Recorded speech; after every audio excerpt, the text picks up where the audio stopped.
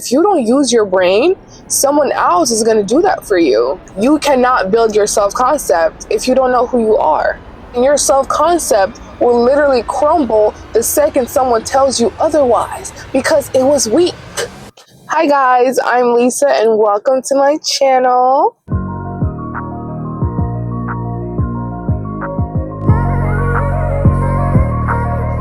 Today we're going to be talking about self-concept, how to build a healthy, solid self-concept. Okay, first let's start with what is self-concept. Self-concept is basically our perception about ourselves, the way we view and think of ourselves. Your self-concept is tied to your self-esteem, your confidence, and is based on how much you love yourself. So you first have to start building that self-esteem and self-love in order to build that self-concept. I actually made a few videos about self-love, self-esteem, and like gaining confidence in one of my recent videos, which you guys should go check it out. It's going to be down below. When I started building my self-esteem and started loving myself more, I realized most of my self-concept was based on other people's beliefs and judgments about me. A lot of it wasn't my own. It was based on how others judged me and perceived me, which I automatically started to believe and started identifying with. So my self-esteem wasn't the best, which ultimately made my self-concept weak. So it's all about rebuilding your self-concept, letting go of the opinions and beliefs, and undoing the things that were put onto you. So you can start building a better, healthy self-concept that isn't tied to external judgments. Okay, this is where reflection comes in. Reflect and ask yourself the questions that will help you find out where those, judgments and opinions and beliefs stand from. So that way you're able to make your own opinion and kind of change the narrative around that. Like, do I actually believe this about myself, or was I made to believe it by others? Is this true about myself, or did people just project their insecurities onto me? This will really help distinguish and understand which beliefs are from others and which ones are actually yours. And 9 times out of 10, you will come to find out that majority of it wasn't actually yours, but what other people projected onto you, even from an early age, which played a major role in how you perceive yourself. Self-acceptance is really important if you want to build that healthy self-concept. Being able to openly be honest with yourself and accept all parts of yourself with no judgment helps build that trust within yourself and fosters more love within yourself. It's a great feeling because when you accept yourself for who you are, you're not looking or seeking for others to accept you or love you because you're able to give that to yourself. Building a healthy self-concept also requires self-awareness. Being able to understand yourself by being aware of yourself, your thought patterns, especially the negative ones, and paying attention to your emotions and your actions and how it influences you. So you can understand yourself a little bit better and make decisions that are aligned with your true self and change those negative thought patterns. If you're not aware of yourself, how can you build a healthy self-concept? Because there is no self without awareness. The more you understand yourself, the less you'll care to be understood by people. It's not going to be something that you seek or need, because people can only meet you as far as they met themselves on a conscious level. And when you understand that, the less you'll seek to be understood by people, and the less you'll feel the need to be liked or for people to validate you. A major part of building your self-concept is figuring out who you are. That means really getting to know yourself, because that's what your self-concept consists of: the beliefs, the traits, and the values that feel and are true to you. You cannot build your self-concept if you don't know who you are. You have to do more of the things that teach you more about yourself. So, stepping out of your comfort zone, finding out your strengths, your weaknesses, what motivates you, what hinders you. Questioning your beliefs, making sure that's what you actually believe in and not what you were told to believe in. Trying out new things, figuring out what you enjoy, what you dislike, and what you love. All that helps you make better choices that align with your true self. I mentioned a lot of that in my self-love video, and regarding knowing yourself, I would check out these videos. They're all going to be down in the link below. I think individuality is so important, to be your own person with your own interests and having unique perspective and opinions. To have your own brain and think for yourself, because if you don't use your brain, someone else is going to do that for you. It is important to have a good sense of self, especially when creating healthy connections, whether if it's friendships, relationships, so you don't become codependent and heavily rely on others. If you don't know yourself, you can't love, value, let alone respect yourself. In addition to that, I cannot stress this enough. It is necessary for you to spend some time alone to get to know yourself. That is a crucial part of getting to know yourself. Spend time with yourself, learn more about yourself. Get still, get quiet, go out in nature. Get away from the outside noise and the chaos so it's not influencing your thoughts and beliefs and distracting you. It helps you have a much clearer mind where you're focused and grounded and deeply rooted into yourself. Spend your time wisely. Pay attention to what you're listening to, what you're watching, what you're consuming, what you are allowing into your life. Ask yourself, is this serving me? Or is this in alignment with what I'm trying to build? If it's not, leave it alone and let it go. The people you are constantly around can definitely shape how you view yourself. Make sure you're surrounded by positive influences and environments that are aligned with who you're trying to become. Especially if you're in a negative and toxic environment or just not the best environment. It can be a little challenging for you to build a healthy self-concept if you're constantly surrounded by environments and people who are at odds with that. So seeking positive environments and social groups will really help mitigate the effects on the negative ones. If you're on a journey of rebuilding your self-concept, it will require for you to distance yourself from anything and anyone that is a threat to you building the healthy self-concept. Distancing yourself from the people that either knew the old version of you or are stuck on the old version of you that no longer aligns with who you're trying to be or who you're trying to build and become.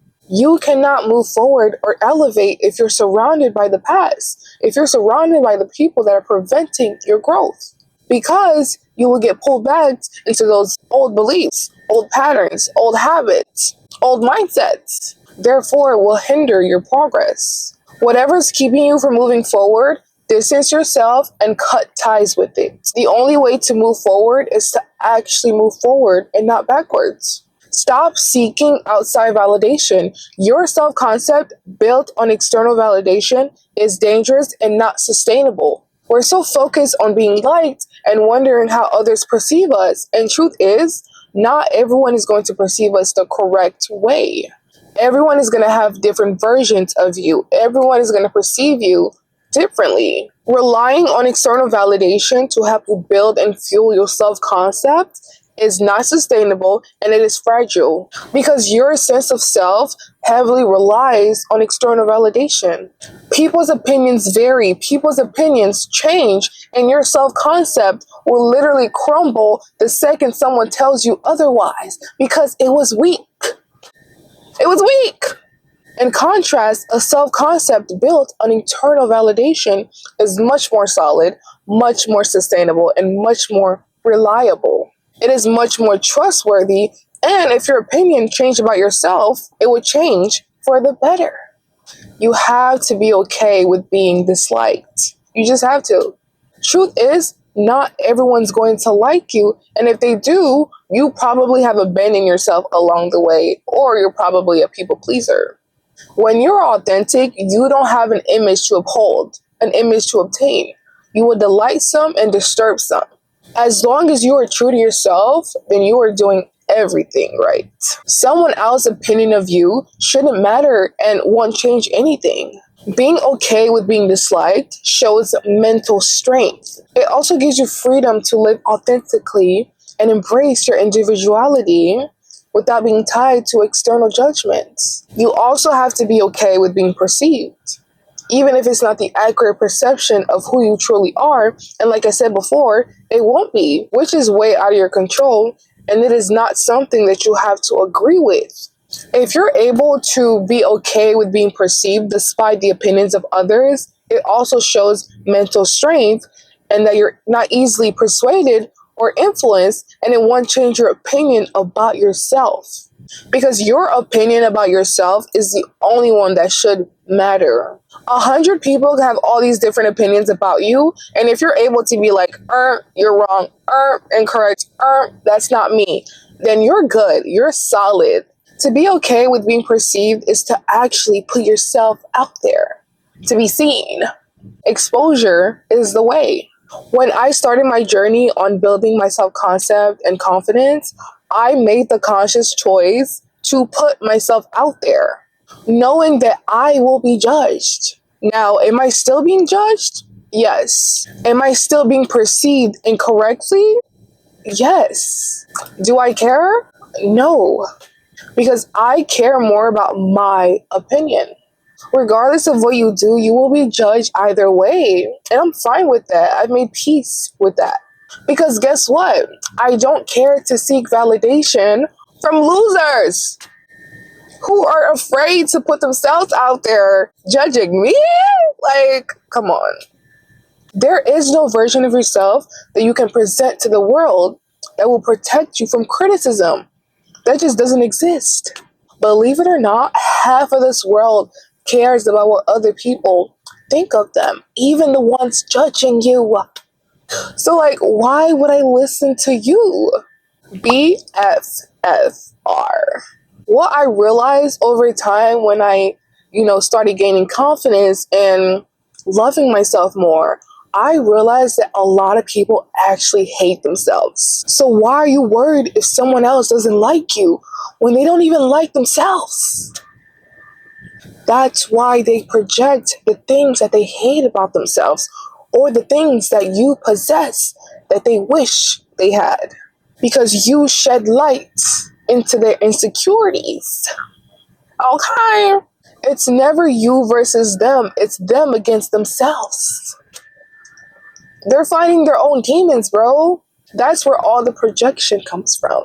You have to realize that most people's confidence is built on external validation. They cannot do well, they cannot function well unless someone else acknowledges them or compliments them.